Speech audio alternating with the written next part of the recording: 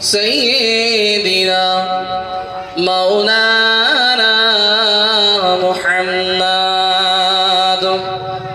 صلوا على محمد صلوا على صدر الأمين مصطفى ما جاء إلا رحمة للعالمين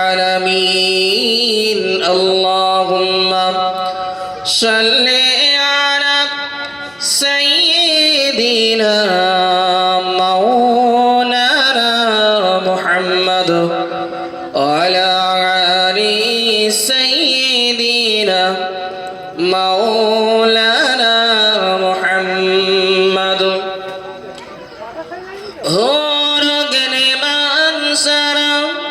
আরো পরেন ফেরেশতারা হুর গেলে মানসারা আরো পরেন ফেরেশতারা পড়িতে আছেন তারা হক লা ইলাহা ইল্লাল্লাহ লা ইলাহা ইল্লাল্লাহ লা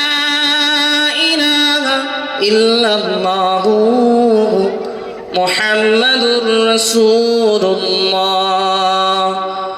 আদম নবী শফিউল্লাহ মূসা নবী কালিমুল্লাহ ইব্রাহিম নবী খলিলুল্লাহ ঈসা নবী রূহুল্লাহ আমাদের নবী হাবিবুল্লাহ লা ইলাহা ইল্লাল্লাহ লা ইলাহা ইল্লাল্লাহ লা ইলাহা ইল্লাল্লাহ মুহাম্মাদুর রাসূলুল্লাহ সাল্লাল্লাহু আলাইহি ওয়াসাল্লাম।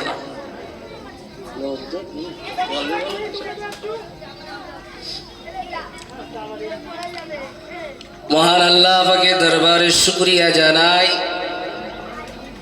যে আল্লাহ পাক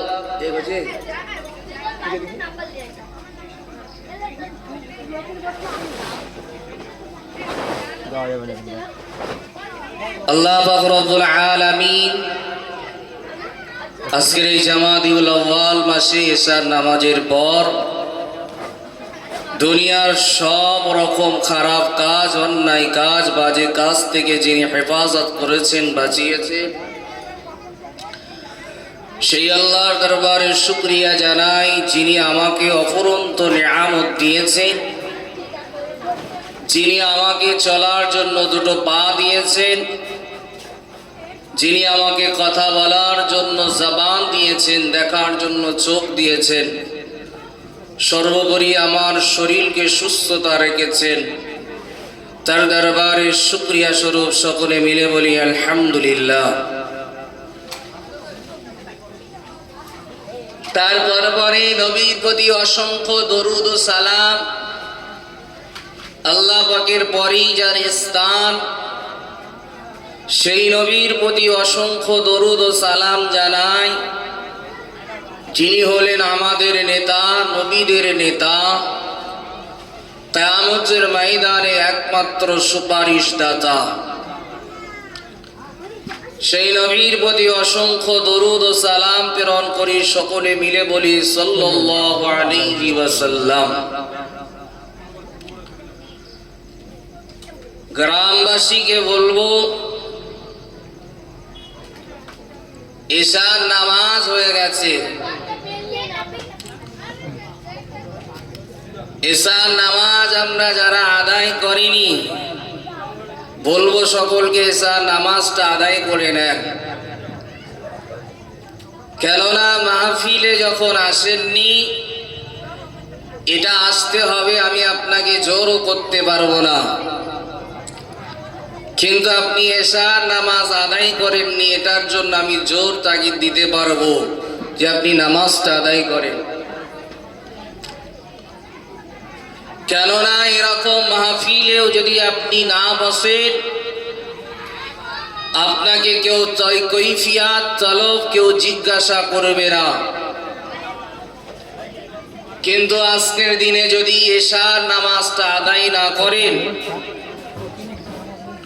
আজকের দিন তারিখ হিসেবে নোট করে রাখেন, কিয়ামতের ময়দানে কিন্তু আপনাকে জিজ্ঞাসিত করা হবে এশার নামাজ কেন পড়েননি।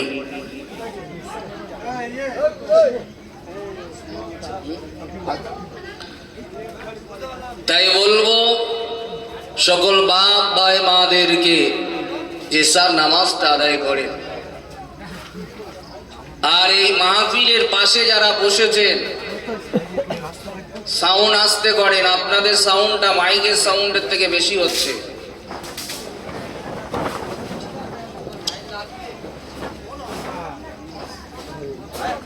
ওয়াজ আল্লাহ করে অনেক শুনেছেন, নতুন কিছু আর নাই যেটা আপনাদের শোনার আর বাকি নাই, কিন্তু অভাব পড়ে রয়েছে আমল। আপনি যদি আপনার সারা লাইফটা ওয়াজ শুনে যান, যদি আপনার জীবনে কোনো পরিবর্তন না আনেন, এই ওয়াজ শোনাটা কিন্তু বৃথা হয়ে দাঁড়াবে। আর আপনি জীবনে ওয়াজ শুনেছেন কম, একটা অথবা দুইটা, সেখান থেকে শিক্ষা অর্জন করে যদি আপনি আমল করতে পারেন, বাস্তবে দেখাতে পারেন, তাহলে সেইটা হবে সেই জলসা আপনার জন্য ফায়দাবান, সেই জলসা বক্তার জন্য লাভবান। তাই এখন বর্তমান দিনে সোশ্যাল নেটওয়ার্ক যে হারে ছড়িয়েছে, আলেমদের থেকে গ্রামের সাধারণ মানুষরা অনেক বেশি জেনে গেছে। আপনি জানুন কোনো সমস্যা নেই, কিন্তু জেনে আপনাকে উভয় আমল করুন, তাহলে হবে ফায়দাবান। শুধু শিক্ষা দিলে হবে না, নিজেকেও সেই শিক্ষায় শিক্ষিত হয়ে বাস্তবায়ন করতে হবে। কোরআন পাকের একটি আয়াত, যে আয়াতটি আমি খুতবার ভিতরে তেলাওয়াত করেছি, وضرب الله مثلا الذين آمنوا امرأة فرعون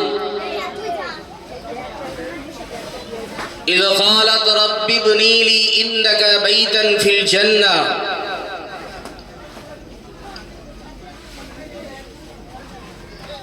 কোরআন বলছে, মহান আল্লাহ বলেছেন যে আল্লাহকে যারা মেনেছে, ঈমান এনেছে, রসুলকে যারা মেনেছে, ঈমান এনেছে, কিয়ামতকে যারা মেনেছে, এর প্রতি যারা ঈমান এনেছে, ভালো মন্দর প্রতি যারা ঈমান এনেছে, আল্লাহ কোরআনে ডেকে ডেকে বললেন, হে আমার মান্যওয়ালারা, হে আমার অনুসরণকারীরা, হে আমার ফলোয়ারেরা, যদি আমি আল্লাহ আমাকে মানতে হয়, তাহলে ফেরাউনের স্ত্রীর মতো মানো। কোরআন কি বললেন? ওয়াদারাবাল্লাহু মাসালাল্লাযীনা আমানু ইমরানা ফিরআউন। আল্লাহ বললেন, যদি আমাকে মানতে হয়, আমাকে অনুসরণ করতে হয়। সানাদ ভাই, এই পিছনে যারা আলোচনা করে এটা বন্ধ করো।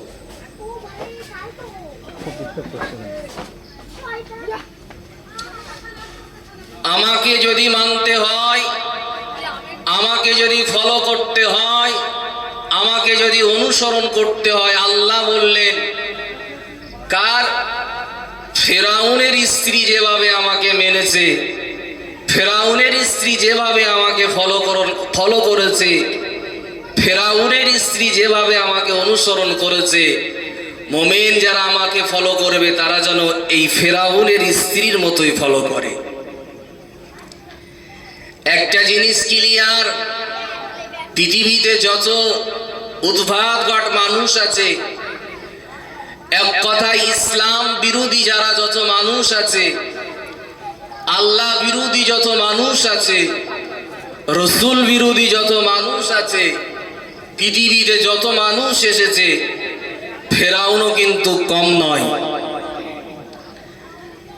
দেখা যায় ফেরাউনই সব থেকে বেশি বিরোধিতা করেছে আল্লাহর সাথে। কেন? ফেরাউন বলেছিল ফাকালা আনা রাব্বুকুমুল আলা, আমিও তোমাদের রব। আল্লাহ সব কিছু সহ্য করেন, কিন্তু তার সাথে যে শরীক করে তাকে কিন্তু সহ্য করেন না। তাহলে কি বোঝা গেল?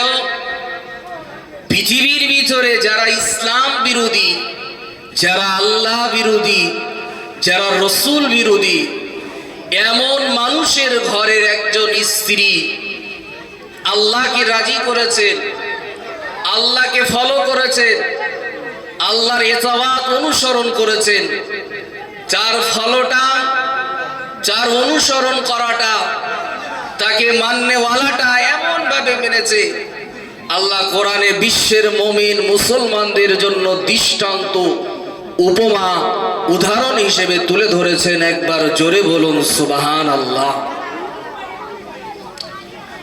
ওয়াজ যদি মন দিয়ে না শোনেন কিছুই বুঝতে পারবেন না। আল্লাহ কোরআনে কি বললেন দেখেন, মন দিয়ে শোনেন।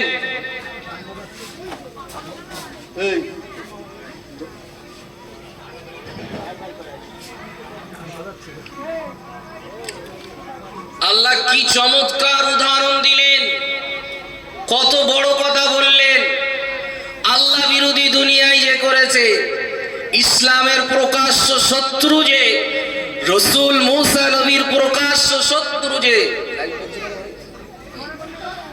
এমন মানুষের ঘরে একজন স্ত্রী, এমন মানুষের স্ত্রী দুনিয়ার জমিন থেকে এত আল্লাহকে অনুসরণ করেছে, এত আল্লাহর মহব্বত করেছে, এতটা আল্লাহর ইবাদত করেছে।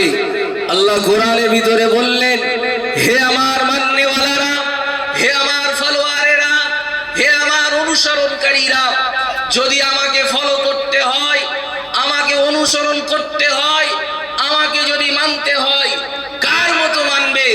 তোমরা চলে যাও ফেরাউনের ঘরে, আমার শত্রু হওয়ার পরেও ওর ঘরে ওর স্ত্রী আসিয়া যেভাবে আমাকে মেনেছে, তোমরাও সেভাবে মানো। কিভাবে মেনেছেন? এতটা ফলো করেছে, এতটা আল্লাহকে সন্তুষ্ট করেছে। যেদিন ফেরাউনের স্ত্রী আসিয়া রাদিয়াল্লাহু তাআলা আনহু দুনিয়ার জমিন থেকে বিদায় নেবেন, দুনিয়ার জমিন থেকে পর্দা নেবেন, দুনিয়ার জমিন থেকে ইহলোক গমন করবেন, সেদিন আল্লাহর কাছে বলেছিল, ইয ক্বালাত রাব্বি ইবনি ইনদাকা বাইতান ফিল জান্নাহ, হে রব, হে মালিক, আমি আজ তোমার দরবারে আমার জানকে কুরবান করতে যাচ্ছি। তার একটাই কারণ, দুনিয়ার জমিনে আমি আল্লাহকে এক বলে মেনে নিয়েছি, আমি ফেরাউনকে রব বলে মানি নাই, আমি আপনার ইবাদত করেছি, ফেরাউনকে ইবাদত করি নাই। আজ এর কারণেই মুসা নবীর প্রতি ঈমান এনেছি, এর জন্য আজ আমার জানটা আপনার দরবারে কুরবান করতে চলেছি। আল্লাহর নবীর স্ত্রী ফেরাউনের স্ত্রী মা আসিয়া রাদিয়াল্লাহু তাআলা তিনি বলেছিলেন, ইয ক্বালাত রাব্বি ইবনি ইনদাকা বাইতান ফিল জান্নাহ, আল্লাহ তোমার সন্নিধানে, তোমার নিকটে জান্নাতে আমার জন্য একটা ঘর করে দিও। ফেরাউনের স্ত্রী ইসলামের প্রকাশ্য শত্রু হওয়ার পরেও তার স্ত্রী আল্লাহকে এতটা সন্তুষ্ট করেছিল, দুনিয়ার জমিন থেকে মা আসিয়া দোয়া করেছিল, আল্লাহ তোমার সন্নিধানে, তোমার নিকটে, এবং শুধু নিকট নয় জান্নাতে আমার একটা ঘর করে দিও। যেদিন দুনিয়া থেকে বিদায় নেবেন, সে সময় মা আসিয়াকে বলেছিল, চোখটা খোলো। চোখটা দুনিয়ার জমিন থেকে খুললেন, আল্লাহর জান্নাতে তার জন্য যে ঘর আল্লাহ তৈরি করেছিলেন দুনিয়ার জমিন থেকেই, মৃত্যুর আগে ঘরটাকে দেখে নিয়েছিলেন। একবার জোরে বলুন সুবহানাল্লাহ। কি ঈমান! কতটা ফলো করেছে, কতটা অনুসরণ করেছে, কতটা আল্লাহর ইবাদত করে খুশি করেছে। দুনিয়ার জমিন থেকে আল্লাহর কাছে দোয়া চেয়েছিল, যে কি দোয়া? আল্লাহ আপনি আমার জান্নাতে, আপনার জান্নাতে আমার জন্য একটা ঘর তৈরি করুন।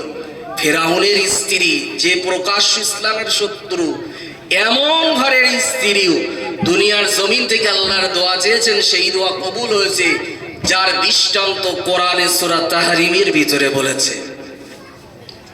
এটা ছিল ইসলামের প্রকাশ্য শত্রু ফেরাউন, তার ঘরের স্ত্রী যদি তার ঈমান এমন হয়, সে যদি এতটা ফলো করতে পারে, সে যদি এতটা অনুসরণ করতে পারে, বলুন আমার ঘর, আমরা তো ইসলামের প্রকাশ্য শত্রু নয়, বরং আমরা ইসলামের মান্যওয়ালা, আমরা ইসলামের এতবাদ, আমরা ইসলামকে অনুসরণ করি, ইসলাম মানি।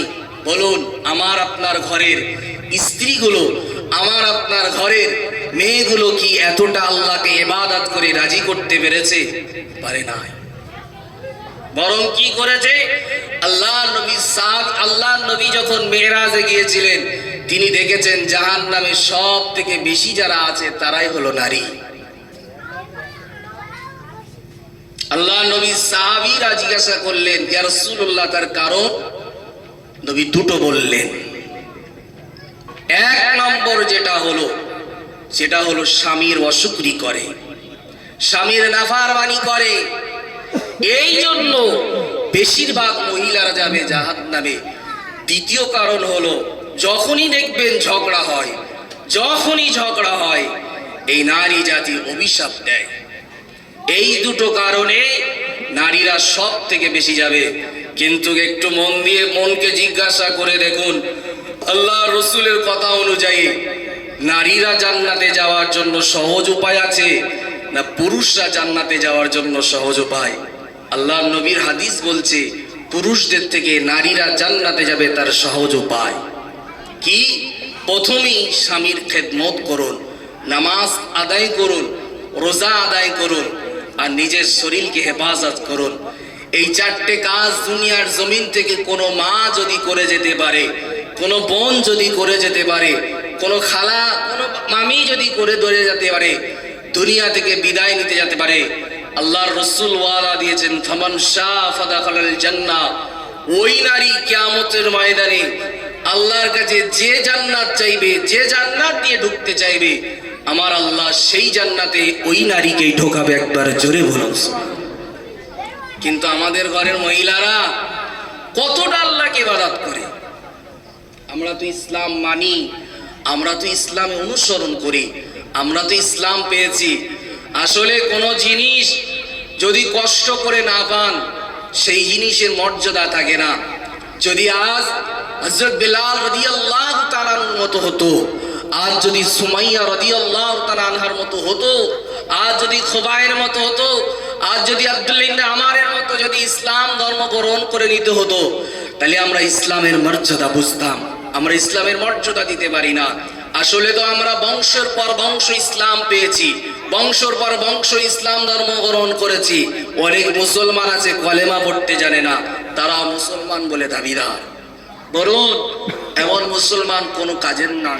যদি কাজ হতো তাহলে আল্লাহ আবার বলতেন না, হাক্কাত তুকাতিহি ওয়ালা তামুতুন্না ইল্লা ওয়া আনতুম মুসলিমুন। আল্লাহর বলতেন না, মরার সময় আবার মুসলিম হয়ে মরো। কি বলার দরকার ছিল? আমরা তো মুসলিম হয়েই আছি, মুসলিম ধর্ম তো অনুসরণ করি, মুসলিম ধর্ম তো গ্রহণ করেছি, তাহলে আল্লাহ কেন বললেন? তাহলে আল্লাহ আর বলতেন না, আল্লাহ তাহলে আর বলতেন না। যে কথা বলছিলাম, আল্লাহ তাআলা মুমিনদের জন্য উদাহরণ দিলেন। কার উদাহরণ দিলেন? হযরতে আসিয়া রাদিয়াল্লাহু তাআলার মতো। যদি মানতে হয় অমন মানতে হবে। কেমন মেনেছিলেন হযরত আসিয়া রাদিয়াল্লাহু তাআলা? যেদিন আল্লাহকে আল্লাহ বলে মেনে নিয়েছিলেন, নবী মূসার প্রতি ঈমান এনেছিলেন, ফেরাউন যখন জানতে পারল, ফেরাউন তার সমাগমকে সমস্ত মন্ত্রীদের, সমস্ত আইনজীবীদের, সমস্ত তার পরামর্শদাতাদেরকে ডাকলেন। যখনই ডাকলেন, তাদেরকে জিজ্ঞাসা করলেন, ও আমার আইন মন্ত্রীরা, ও আমার পরামর্শদাতারা, বলো বলো, ফেরাউন আমার স্ত্রী আসিয়া সম্বন্ধে তোমার ধারণা কি? চালিয়ে দেখেন, চালি হয়। ও আল্লাহ বান্দা বান্দিরা, সেদিন ফেরাউন জানতে পেরেছিল আমার স্ত্রী এক আল্লাহকে আল্লাহ বলে মেনে নিয়েছে, আমাকে রব বলে মানে না, আমার ইবাদত করে না, মূসা নবীর প্রতি ঈমান এনেছেন। সেদিন সব তার পরামর্শদাতাদেরকে ডেকে ডেকে বললেন, তোমরা কি আমার স্ত্রী সম্পর্কে খবর রাখো? তোমরা কি আমার স্ত্রী সম্পর্কে কোনো খবর দিতে পারবে?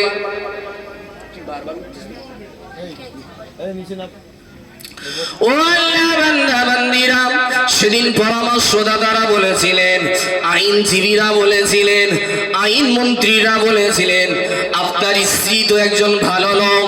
সেদিন ফেরাউন বলেছিল, না না না, তোমরা জানো না, কেননা সে আমাকে রব বলে মানে না, সে আমাকে তো ইবাদত করে না, সে তো এক আল্লাহকে ইবাদত করে, সে তো এক আল্লাহকে আল্লাহ বলে মেনে নিয়েছে।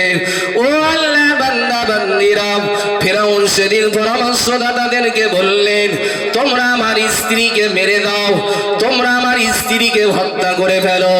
এ আমার পরামর্শদাতারা, যাও যাও যাও, আমার এই রাজ্যে সব থেকে বড় যে পাথরটা আছে ওই পাথরটাকে আনো, এনে ওই পাথরটাকে দিয়ে আমার স্ত্রী আসিয়ার উপরে ফেলে দাও। আসিয়ার দিয়ে যখন এক আল্লাহকে আল্লাহ বলে মেনে নিয়েছেন, নবী মূসার প্রতি ঈমান এনেছে, তখন ফেরাউনের পরামর্শদাতারা মা আসিয়াকে ধরলেন, দুই হাতে পেরেক কেটে দিলেন, দুই পায়ে পেরেক কেটে দিলেন, আর বলতে বলা হলো, ও আসিয়া আজ থেকে ভুলে যাও, এক আল্লাহকে ইবাদত করো না, আজ থেকে তোমার প্রভু হলো, রব হলো অন্য কেউ নাই ফেরাউন। ওই সময় মা আসিয়া বলেছিল, না না না, আমার ভিতরে জান যতদিন থাকবে আমি কখনো ফেরাউনকে রব বলে মানব না, আমি তো এক আল্লাহকে আল্লাহ বলে মেনে নিয়েছি। যখনই এই আইনদাতাদের উত্তর এই দিলেন, পরামর্শদাতারা সবাই ফেরাউনকে বলল, আপনার স্ত্রীকে আপনাকে রব বলতে বাধ্য করলাম, কিন্তু তিনি তো মেনে নিলেন না, তিনি তো এক আল্লাহর প্রতি অটল রইলেন। ও ফেরাউন, ফেরাউন সেই সময় বলেছিল, যাও যাও যাও, ওই বড় পাথরটা নিয়ে আমার স্ত্রীকে টুকরো টুকরো করে ফেলো। ওই বড় পাথরটাকে যখন ওপরে তুলে দেওয়া হলো, ফেরাউনের স্ত্রীকে মেরে ফেলে দেওয়া হবে, ঠিক সেই সময় মা আসিয়া দোয়া করেছিলেন, ইয ক্বালাত রাব্বি ইবনি ইনদাকা বাইতান ফিল জান্নাহ, ও রব্বুল আলামিন, আপনি আপনার সন্নিধানে আমার জন্য জান্নাতে একটি ঘর তৈরি করুন। যখন এই দোয়াটা আল্লাহর কাছে করেছিলেন, আল্লাহ তাকে ইলহামের মাধ্যম দিয়ে জানিয়ে দিলেন, ওই সময় যে সময় ফেরাউনের স্ত্রীকে শুইয়ে দেওয়া হয়েছিল, হাতে পায়ে পেরেক কেটে দেওয়া হয়েছিল, দুনিয়ার জমিন থেকে ফেরাউনের স্ত্রী মা আসিয়া রাদিয়াল্লাহু তাআলা আনহা আসমানের দিকে চোখটাকে খুললেন। যখনই চোখটাকে খুললেন, আল্লাহর সন্নিধানে জান্নাতে তার জন্য যে ঘরটা তৈরি করা হয়েছিল, ওই ঘরটা দুনিয়ার জমিন থেকে দেখে নিয়েছিল। যখন দেখে নিলেন, সঙ্গে সঙ্গে মৃত্যুবরণ করলেন। তারপরে ফেরাউনের সৈন্যরা ওই পাথরটা ফেরাউনের স্ত্রীর উপরে ফেলে দিলেন, তাকে হত্যা করে ফেললেন। ও রব্বুল আলামিনের আল্লাহ পাকের বান্দা বান্দিরা, মন দিয়ে শুনুন, কেন তাকে হত্যা করা হলো?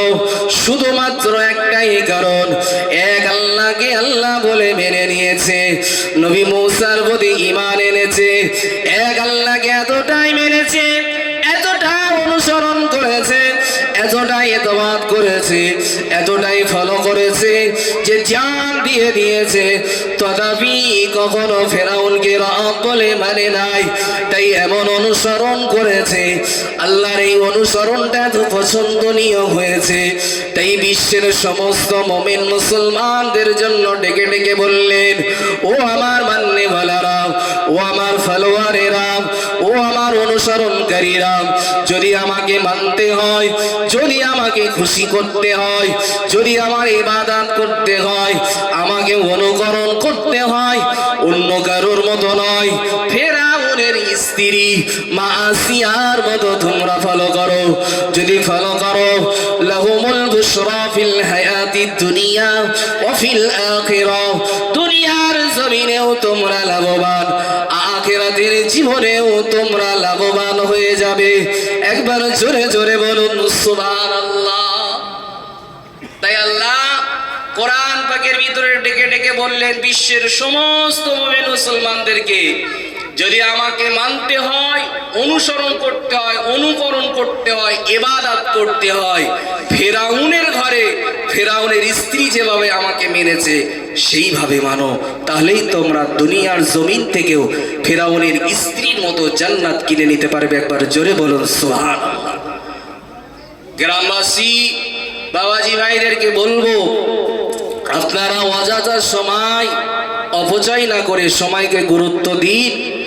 আমার পরে আমার ভাই মাওলানা গিয়াসউদ্দিন সাহেব এসে গেছেন, উনি আলোচনা করবেন। একবার উচ্চ আওয়াজে দরুদ শরীফ পড়েন, আল্লাহুম্মা সাল্লি আলা